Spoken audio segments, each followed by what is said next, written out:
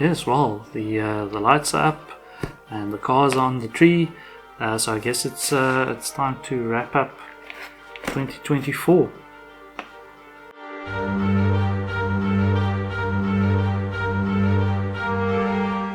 Hi guys, welcome back to this week's episode. This is going to be the last episode of 2024 as we wrap up heading into Christmas. I'm recording on Christmas Eve, so by the time you see this, it'll probably already either be Christmas or you might actually be tucking into your turkey sandwiches on Boxing Day.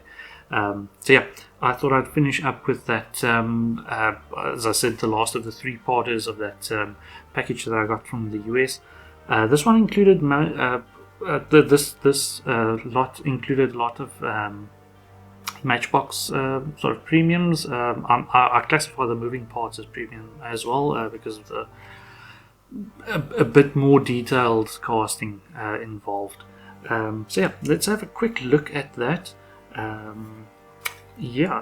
So just as a side note, many of you will see these as maybe not that special, maybe not that hard to find, but just to mention that all of the moving parts that are imported, these plus the Super Chase moving parts, they were never available here in South Africa, so we missed the wave completely, which is a shame, and that's the reason why I went after these, because there are some bangers, and there were quite a few during the course of 2024.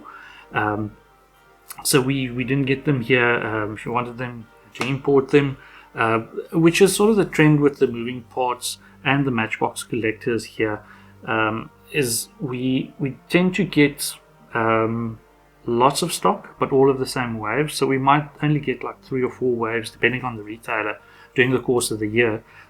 We tend to get plenty of them, but not different waves, sort of all the same waves for a while. Which makes it hard to find the really nice models, or all of the really nice models released during the course of the year. So what I did want to mention is with the Matchbox, and I'm going to whip out the first one. You'll see some of these packages have got some slight shelf wear or some discoloring in the card.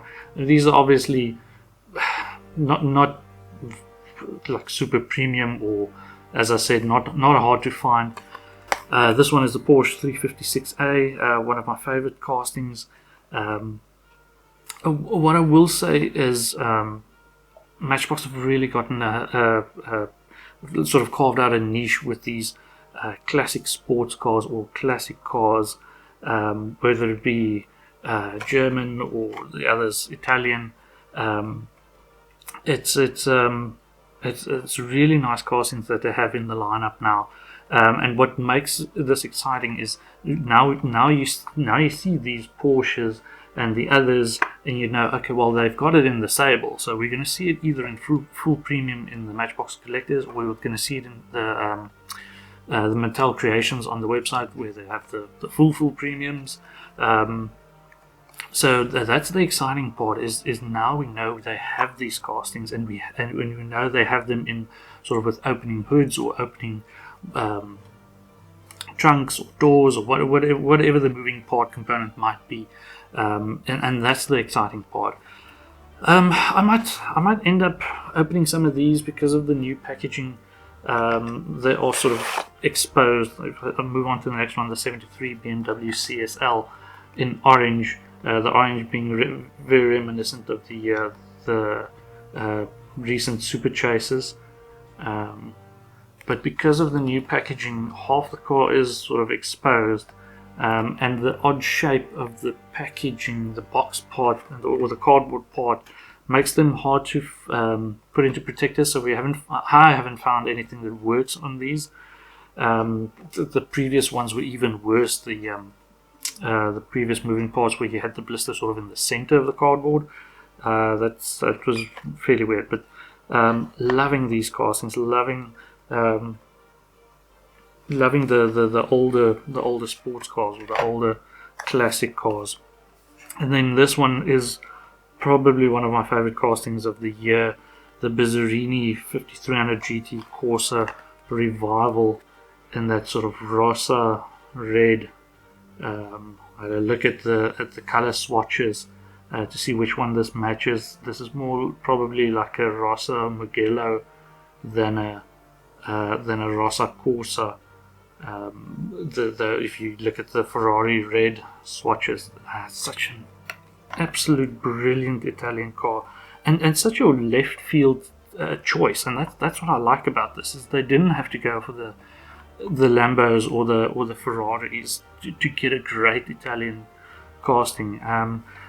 And just to prove my point is just in the first wave of 2025, and I'll pop up a picture. We're going to be seeing this car again, but in the Matchbox Collectors lineup.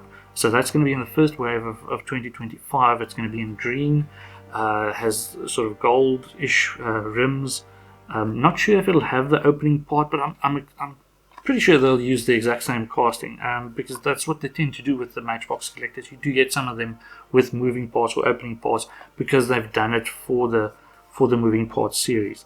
So those are the three moving parts cars that I got in a little lot. They were all together in one little lot, and then along with the Volkswagen bus, the Super Chase that I got as well.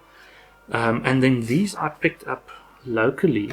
I've got 3 and 3, so these Matchbox Collectors, brilliant 1993 BMW M3 in the shell livery, also with the Goodyear logos on there.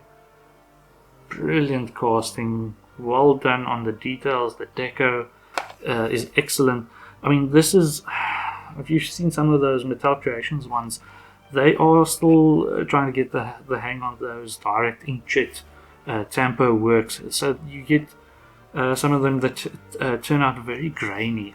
It's very disappointing, some of them, where this is more traditional tampo work. So it's a lot sharper. I don't know if it's not gonna, I don't know if it'll zoom that well, but there's no grain on the deco work on these. Which, for the price point that we get them at here, is quite the bonus. I mean, they're only very slightly more expensive than just the basics here. So lots of detail, lots of good detail for not too expensive if you can find them here. The other one, the Aston Martin, the V8 Vantage. Notice again, all of these cars sort of from the 1950s to mid to late 1970s.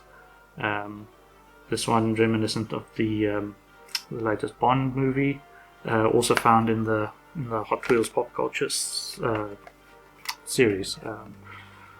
It's actually in the last one that we got here, so I might actually be able to pick up one of them, still the Matchbox ones.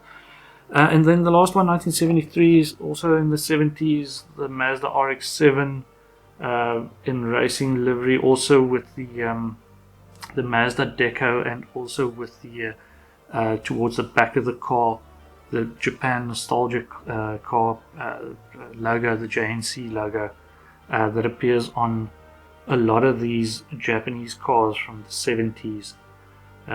We saw that on that first Nissan Skyline released as well. Also in a very similar livery, also sort of a racing livery that it came in. This one also has if you check the emblem on the front, also has the very old Mazda emblem, not the one that we got used to growing up. So yeah, this is a nice little Japanese car.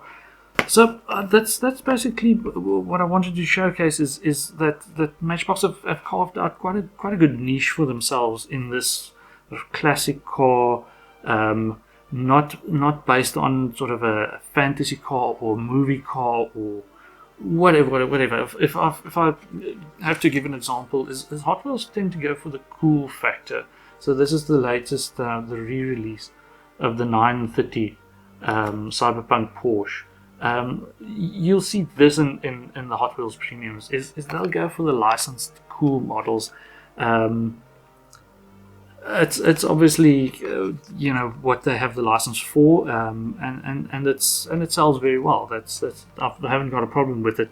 It's just cool that the two brands have sort of gone their own way and sort of specialized in different areas, and both I think are pulling it off very well. Matchbox sometimes even a little better than what Hot Wheels do.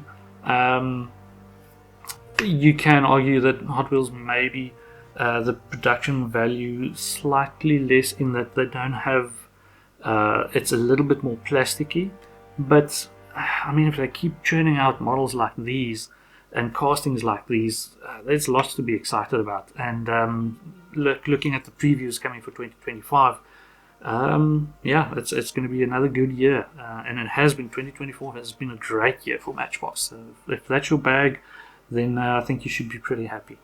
Okay, that's it. All done. That's the last of that package that arrived, the big box. Thank you so much for sticking around. Really appreciate the support and the feedback that I've been getting. I've really enjoyed getting back in the swing of things the last year or so. Plans are to make maybe 1 or 2 videos sort of discussing my journey, what I've found, what I've liked, what I've experienced with making YouTube videos, just sort of the general experience, and then maybe putting together a tips video for stuff that I've picked up along the way. Maybe something tips a bit more tangible than just the stuff that you get every day on YouTube about starting up YouTube channels. So yeah, maybe there's something that you like or something that'll help you start your own journey that you find helpful. So yeah, Merry Christmas to everyone out there. Hope you have a blessed time with your families. Be safe whatever you do, and I'll catch you again in the new year. So thank you so much. Keep well. Cheers.